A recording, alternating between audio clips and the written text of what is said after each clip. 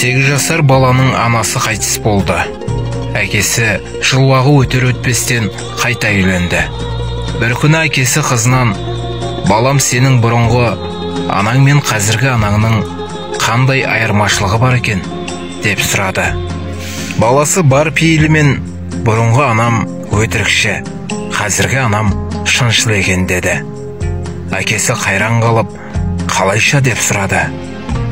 "Бұрын мен анамды ренжітсем, анам маған: сен мені өкпелете берсең, саған тамақ бермеймін дейтін. Мен оны тіпті де ренжіте беретінмін.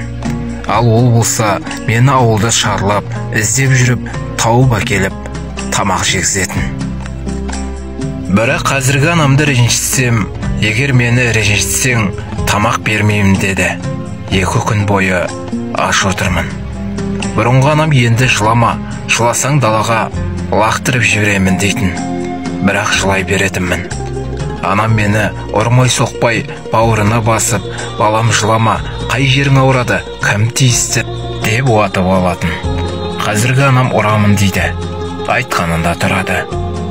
Бұрынғы анам үнемі өз ыдысындағы етті маған беретінде, "Сіз неге жемейсіз?" дегенімде, ол кісі: "Балам, мен етті жақсы көрмеймін" дейтін. Қазіргі анама менің ыдысымда неге ет жоқ десем, көп сөйлемей тамағыңды іш. Барлық адам етті жақсы көреді. Еттің бәрін сен жесең, біз не жейміз дейді" деп жауап қатты. Әке, әсілі бұрынғы анам бәрін өтірік айтқан екен. Ол да етті жақсы көретін сияқты ғой, ә? Әке, неге жылап отырсыз?